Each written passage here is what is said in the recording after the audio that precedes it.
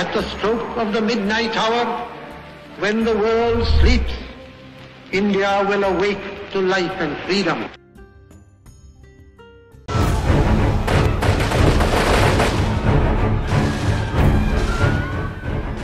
ಜಲಿಯನ್ ವಾಲಾಬಾಗ್ ಹತ್ಯಾಕಾಂಡ ಭಾರತೀಯರ ರಕ್ತದ ಕಣಕಣದಲ್ಲಿ ಸ್ವಾತಂತ್ರ್ಯದ ಕಿಚ್ಚನ್ನ ಹತ್ತಿಸಿದ್ದ ಘಟನೆಯದು. 1913ರ ಗದಾರ್ ಚಳವಳಿ ಮತ್ತು 1914ರ ಘಟನೆ ಪಂಜಾಬ್ ಜನರಲ್ಲಿ ಕ್ರಾಂತಿಯ ಅಲೆಯಬ್ಬಿಸಿತು. ಅದು 1914ರ 1ನೇ ಮಹಾಯುದ್ಧದ ಕಾಲ. ಬ್ರಿಟಿಷ್ ಸೇನೆಯಲ್ಲಿ 1,95,000 ಭಾರತೀಯ ಸೈನಿಕರಿದ್ದರು. 1,10,000 ಮಂದಿ ಪಂಜಾಬಿನವರಾಗಿದ್ದರು. ಅವರದು ಸಿಂಹಪಾಲು. ಈ ಸೈನಿಕರು ದಂಗೆಯೆದ್ದರೆ ಅವರನ್ನ ನಿಯಂತ್ರಿಸುವುದು ಕಷ್ಟ ಎಂದರಿತ ಬ್ರಿಟಿಷರು ಅವರನ್ನ ಕಂಡರೆ ಹೆದರುತ್ತಿದ್ರು. ಅವರನ್ನ ತಡೆಯಲು ಸರ್ಕಾರ ಯಾವುದೇ ಕಠಿಣ ಕಾನೂನುಗಳನ್ನ ಹೊಂದಿರಲಿಲ್ಲ. ಪಂಜಾಬಿನಲ್ಲಿ ಬದಲಾಗುತ್ತಿದ್ದ ಪರಿಸ್ಥಿತಿ ಬ್ರಿಟಿಷರು ಹೊಸ ಕಾನೂನಿನ ಬಗ್ಗೆ ಯೋಚಿಸುವಂತೆ ಮಾಡಿತು. एक ऐसा चीज था जिसमें नो दलील, नो अपील और नो वकील का मैटर था. क्लियर है इसमें, किसी तरह के इसको कोर्ट में नहीं ले जाया जा सकता. पहले क्या था कि किसी भी व्यक्ति को गिरफ्तार किए उसका एक कारण बता दिए. किसी भी व्यक्ति को गिरफ्तार करके पुलिस रखेगी, उसके बाद उसको कोर्ट ले जाएगी. कोर्ट में जाकर के उसको जो भी अपना गवाही देना, अपना वकील रख करके, इसमें कोई सिचुएशन ही नहीं था. आपने बिना किसी कारण बताए किसी भी व्यक्ति को गिरफ्तार करके किसी जगह पर कितनाओं दिन के लिए रख लिए. और इसमें एक और खास बात थी, उसमें यह थी कि जो व्यक्ति इसको लागू किया, जो व्यक्ति सजा देता था, जो व्यक्ति जज बनता था, मतलब सारे चीज एक ही व्यक्ति के हाथ में देकर के इन्होंने छोड़ दिया कि बस आपको इनको कंट्रोल करना चाहे तो आप जैसे करो. पत्र पत्रिकाओं में अमृत बाजार पत्रिका थी, उसके बाद Independence, Bombay Chronicle, New Herald, the Tribune, Vijay, Inquilab, Siasat, सब ने कुछ न कुछ इसके बारे में निकाला और अंग्रेजों की धज्जी उड़ा दिया इन्होंने. लेकिन अंग्रेज किसी भी रूप में सुनने के लिए तैयार नहीं थे. एक पत्रिका था वक्त, 22 मार्च को एक कार्टून भी निकाला था जिसमें इस रॉलेट को काले नाग की तरह दिखाया था और तब से इसको काला नाग भी कहा जाने लगा. एक दूसरा शब्द भी आता है कि यह सांप था और काला नाग था. ಸತ್ಯಾಗ್ರಹದ ಮೂಲಕ ಭಾರತದಾದ್ಯಂತ ರೌಲತ್ ಕಾಯ್ದೆಯ ವಿರುದ್ಧ ಪ್ರತಿಭಟನೆಗಳು ನಡೆದವು. ಪಂಜಾಬ್ನ ಹಲವು ಭಾಗಗಳಲ್ಲಿ ಧರಣಿ ಆರಂಭವಾಯಿತು. इसमें दो व्यक्ति अमृतसर में इसको लीड किए. एक डॉक्टर सत्यपाल मलिक और दूसरा हो गए डॉक्टर किचलू. दोनों के नेतृत्व में प्रदर्शन होते रहे और उस प्रदर्शन में महात्मा गांधी को भी बुलाने की बात थी. महात्मा गांधी भी 2 अप्रैल को पंजाब पहुंचने के लिए चल चुके थे. लेकिन पलवल में, चूंकि पंजाब का क्षेत्र उसमें बहुत बड़ा था, पलवल में वहीं पर ट्रेन से मुंबई से वो आए, उनको रोक करके वहीं से उनको वापस कर दिया गया. इसलिए महात्मा गांधी यहां पर पहुंच नहीं पाए. जो भी हो, इन सब के बावजूद 18 मार्च 1919 को रॉलेट बिल 20 मतों के मुकाबले 35 मतों से इसे पारित कर दिया गया. 10 अप्रैल को जिलाधिकारी जो इरविन था, अमृतसर का जो जिलाधिकारी था, उसने डॉक्टर किचलू और सत्यपाल मलिक दोनों को बुलाया और धोखे से 10 बजे सुबह में बुला करके उन दोनों को गिरफ्तार कर लिया गया. यहां पर गिरफ्तार करके यहां नहीं रखा गया, बल्कि उनको गिरफ्तार करके लेकर के धर्मशाला भेज दिया गया. ಇಬ್ಬರು ಹಿರಿಯ ನಾಯಕರ ಬಂಧನ ಅಮೃತಸರದಲ್ಲಿ ಉದ್ವಿಗ್ನತೆಗೆ ಕಾರಣವಾಯಿತು. ಕತ್ರಾ ಜಯಮಲ್ ಸಿಂಗ್, ಹಾಲ್ ಬಜಾರ್ ಮತ್ತು ಉಚಾಪೂಲ್ ಪ್ರದೇಶದ 20,000ಕ್ಕೂ ಹೆಚ್ಚು ಜನರು ಪ್ರತಿಭಟನೆ ನಡೆಸಿದ್ರು.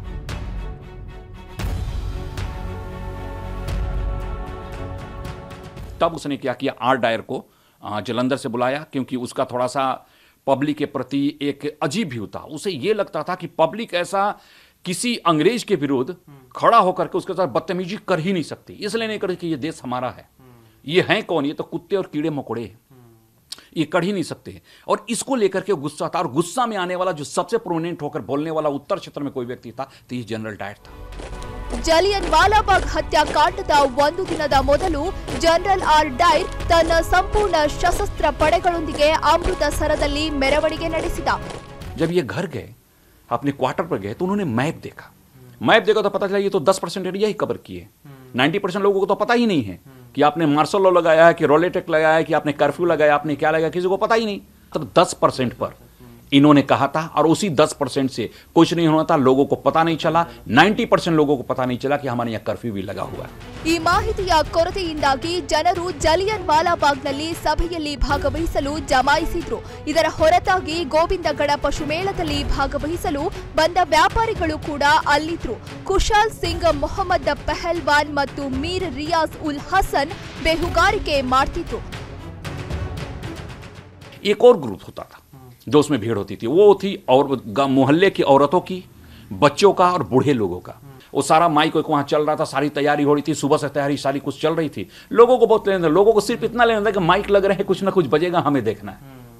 बाकी मीटिंग की बात अलग थी, लोगों को पता नहीं, 90% लोगों को वहां नहीं पता था कि यहां किसी तरह की मीटिंग होने वाली है, क्रांतिकारियों की मीटिंग होने वाली है या आज सत्याग्रहियों की मीटिंग होने वाली है। उसे लोगों को कोई लेना देना नहीं था, न्यूज ही नहीं पता चलता था। वहां पर मीटिंग जब शुरू हो गई 1 बजे के आसपास लोग वहां इकट्ठा होना शुरू हो गए। उसकी सारी खबर जनरल डायर को पहुंचने लगी। ಸಂಜೆ 4:30ಕ್ಕೆ ನಿಗದಿಯಾಗಿದ್ದ ಸಭೆ ಅಪಾರ ಜನರು ನೆರೆದ ಪರಿಣಾಮ ಮಧ್ಯಾಹ್ನ 3 ಗಂಟೆಗೆ ಆರಂಭವಾಯಿತು. ಸಂಜೆ 5:15ಕ್ಕೆ ಸೈನಿಕರೊಂದಿಗೆ ಜನರಲ್ ಡೈರಿ ಜಲಿಯನ್ ವಾಲಾಬಾಗ್ ಪ್ರವೇಶಿಸಿದ. ತಕ್ಷಣವೇ ಸಭೆ ಸೇರಿದ್ದವರ ಮೇಲೆ ಗುಂಡಿನ ದಾಳಿ ನಡೆಸಲು ಆದೇಶಿಸಿದ. जैसे दुर्गादास खड़े हुए और वो हटने के लिए तैयार हुए तभी गोली चलना शुरू हो गई।